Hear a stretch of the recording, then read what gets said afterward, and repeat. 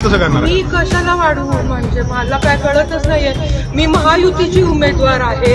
मी महायुतीला उमेदवारी मोदी साहेबांना पंतप्रधान करण्यासाठी 400 पार जाण्यासाठी आहे। या आहेत राष्ट्रवादी काँग्रेसच्या धाराशिव लोकसभा मतदारसंघाच्या उमेदवार, ज्यांना पत्रकारांनी प्रश्न विचारला की बार्शी तालुक्यात राष्ट्रवादीचं वर्चस्व वाढवणार का, त्यावर त्यांनी काय उत्तर दिलं ते पुन्हा एकदा ऐका। मॅडम, बार्शीत तर पाहिजे तर तसं राष्ट्रवादी गट अजित पवारांचं कुठलंही नेतृत्व फारसं दिसत नाही। मग फक्त राजेंद्र राऊत आमदार आहेत, त्यांचंच एक इथं गट आहे। मग तुम्ही तुमचं राष्ट्रवादीचं वर्चस्व इथं वाढवणार आहात का, कसं करणार? मी कशाला वाढवू म्हणजे मला काय कळतच नाहीये। मी महायुतीची उमेदवार आहे।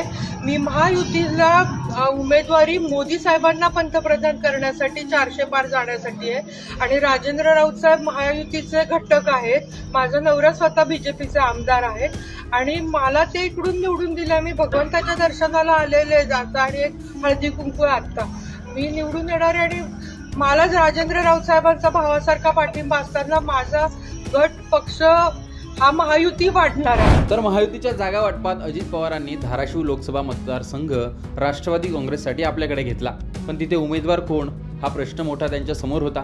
अखेर त्यांनी भाजप आमदार राणा जगजितसिंह पाटील यांच्या पत्नी अर्चना पाटील यांना राष्ट्रवादीत प्रवेश दिला आणि उमेदवारी सुद्धा दिली। पण त्याच अर्चना पाटील बार्शीमध्ये मी महायुतीची उमेदवार असून राष्ट्रवादी कशाला वाढवू असं म्हणतायत।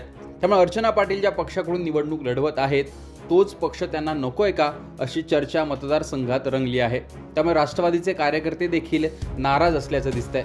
धाराशिवमध्ये शिवसेना उबाठाकडून ओमराजे निंबाळकर रिंगणात आहेत। त्यांनी 2019 मध्ये राष्ट्रवादीकडून लढलेल्या राणा जगजितसिंह यांचा पराभव केला होता। त्यानंतर त्यांनी भाजपात प्रवेश करत आमदारकीची निवडणूक जिंकली होती।